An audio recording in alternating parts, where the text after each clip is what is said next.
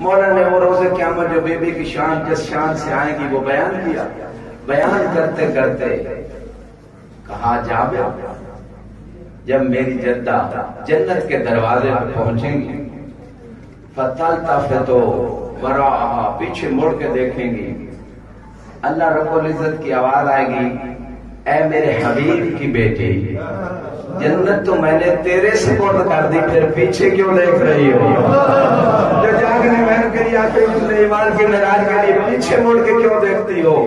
تو be be نے کہا اپنی شان کا میں سمجھتا ہوں بی بی نے جو جملہ بیان کیا ٹھیک ہے آج ہم یہ جو مجلسیں برپا کرتے ہیں کو 1000 مردہ ہو 100 ہو کو فرشتے ہو 1,00,000 مردہ بھی ہو جائے کیا کہنے بی بی کے کتنا بی بی کو یہ بات پسند ہے اور اللہ کو بھی پسند ہے کیونکہ سیدہ کی رضا میں اللہ کی رضا ہے. بی بی نے ایک جملہ کہا کہ آج چونکہ اولین و آخرین کی مجلس ہے سارے جمع ہے لہذا ان سب کے سامنے پروردگار میں چاہتی ہوں یورف قدری آج تو بتا کہ میری شان کیا ہے.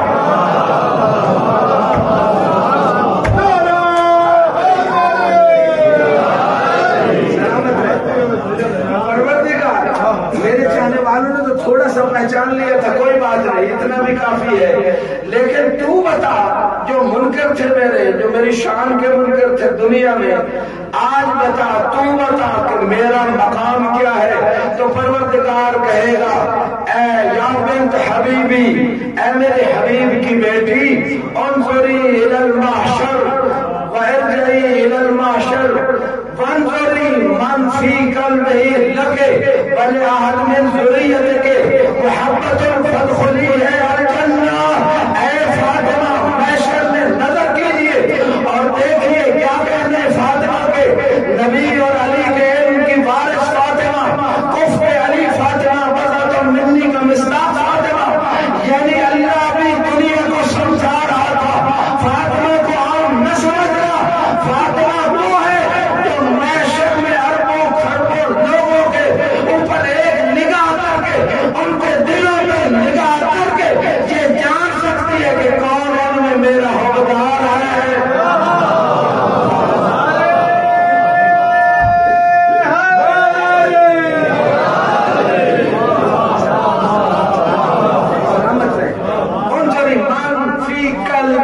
جس کے دل میں آپ دیکھیں فاطمہ آپ دیکھیں جس کے دل میں آپ کی محبت آپ کی ذریت کی محبت اس کو آپ جنت بھیج دیں. بی بی روایت کہتی ہے فَلْتَلْتَقِطُ شِيَّتَهَا وَمُحِبِّهَا كَمَا يَلْتَقِطُ الطَّيْرُ الْحَبَّ الْأَجْوَدَ مِنَ الْحَبِّ الرَّدِيِّ. تو بی بی اپنے شیعوں کو پورے محشر سے حقداروں کو ایسے چن لیں گی کہ جیسے پرندہ اچھے اچھے دانوں کو چن لیتا ہے. تو جا رہے ہیں کے لیے جملہ کروں اس کا مطلب ہے کہ جس کو فاطمہ چھوڑ دے گی وہ پھر ردی ہوگا.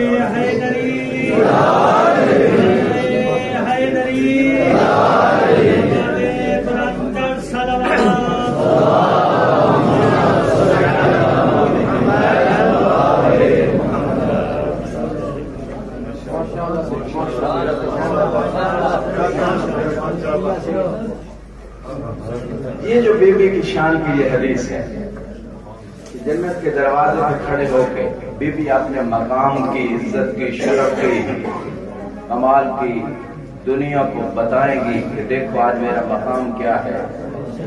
اسی حدیث کے ٹکڑے کو دیکھتے ہوئے جو شعر و شاعری کا ذوق رکھتے ہیں ان کے لیے ایک شعر پیش کر رہا ہوں، پوری توجہ چاہوں گا۔ اسی روایت کے اس حصے کو دیکھتے ہوئے شاعر نے یقیناً یہ ربائی کہی ہے، محشر میں کچھ پیر مریدوں سے کہیں گے،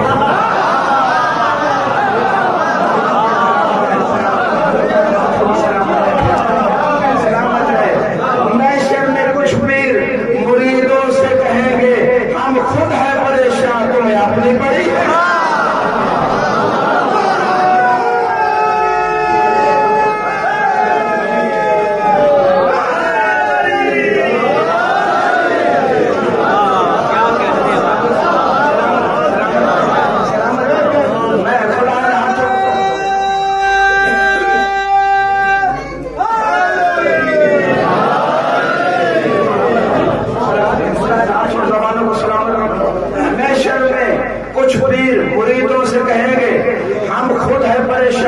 تمہیں اپنی بڑی ہے، چین تھا حق جس بی بی کا دنیا میں ہم نے دروازہ جنت ہوئی بی بی کھڑی ہے۔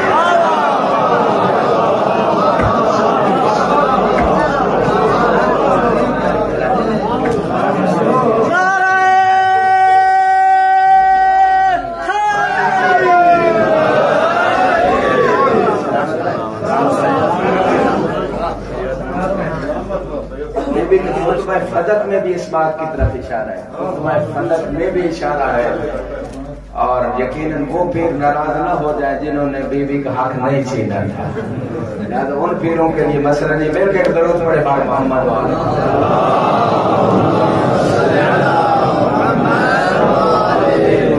بی بی اپنے شیعوں کو، اپنے عہدیداروں کو اچھے جانوں کی طرح، یعنی جو اس دروازے پہ آ جائے وہی اچھا ہوتا ہے، جو اس دروازے پہ آ جائے وہی اچھا ہوتا ہے۔ اور یہاں پہ مجھے ایک اور ربائی ایک اہل سنت شاعر کی یاد آ گئی، مل کے سلوات پڑھے بار محمد۔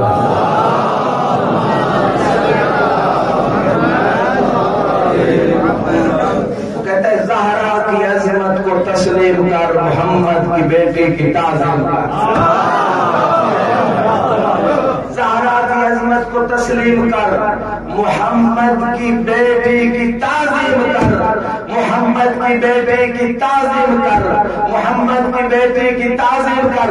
اگلا جملہ پوری توجہ چاہوں گا ہر بندے کی، دل سے یہ جملہ لکھے گا، ہے اہل سنت لیکن بتا رہا ہے کہ سنی شیعہ کا تعلق نہیں ہوتا ہے، سے مذہب کا کوئی تعلق نہیں، جیسے ہی اماں شریف ہو اہل بیت کے در پہ ضرور آ جاتا ہے۔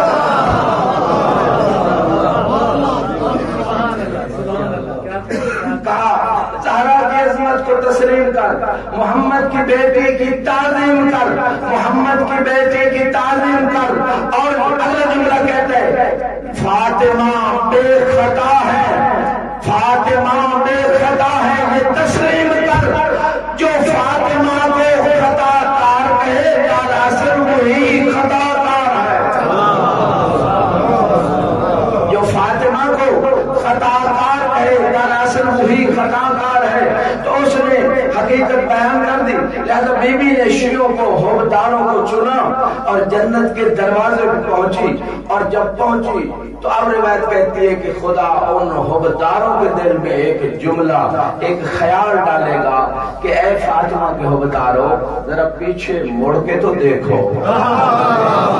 جب یہ عہدیدار دیکھیں گے تو اس وقت خدا کی آواز آئے گی، یا احبائی، اے میرے عہدیداروں، لم تلتفتون وراءکم، کیوں پیچھے مڑ کے دیکھتے ہو؟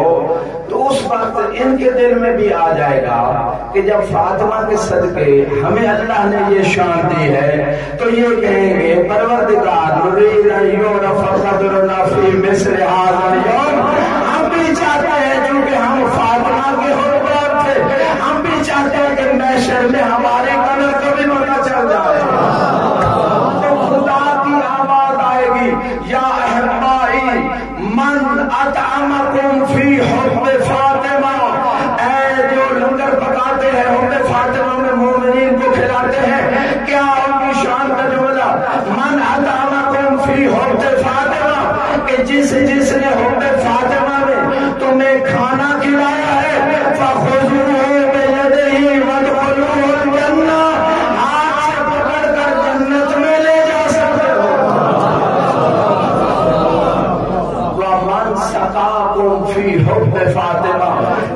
نے تمہیں حب فاطمہ میں پانی پلایا ہے اسے جنت لے جا سکتے ہو.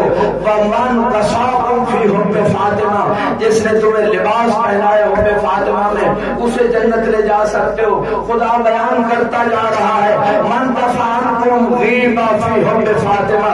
بہت نصیحت بھی خدا نے کر دی کہ جس نے آپ سے غیبت دفع اور دور کی حب فاطمہ کی وجہ سے اس کو جنت لے جا سکتے ہو. اور آخری جملہ اور انشاءاللہ امام کی معراج ہوگی. اس کے بعد امام فرماتے ہیں واللہ یا جابر جو جاگ رہے مولانا کیسا سب پوری توجہ کیجیے گا. جملہ پوری مجلس کا نچوڑ ہے. میں سمجھتا ہوں ہر بندے کے ایمان کی معراج ہوگی. جو جاگ رہے ایمان کو تازہ کرنے آئے امام نے قسم اٹھائی. حالانکہ قسم اٹھانے کی ضرورت نہیں تھی لیکن بات اتنی بدلی تھی. یا جابر واللہ یا جابر لا یبقى فی المعشر الا شاق او کافر او منافق. سارے جنت چلے جائیں گے بس 3 بچ جائیں گے.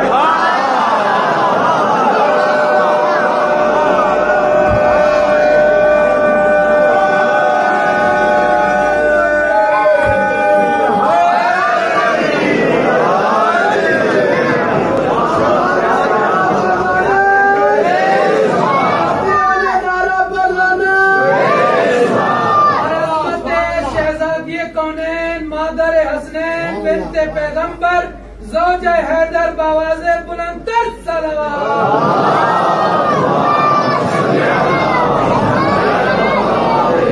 پتہ نہیں آپ نے کیا سمجھا. میں تو جو امام کی روایت سے سمجھا وہ یہی بات ہے.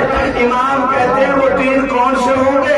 گھبرانا نہیں ہے کیونکہ آپ تو جنت چلے جائیں گے. امام فرماتے ہیں پہلا شک کرنے والا, دوسرا کافر, تیسرا منافق.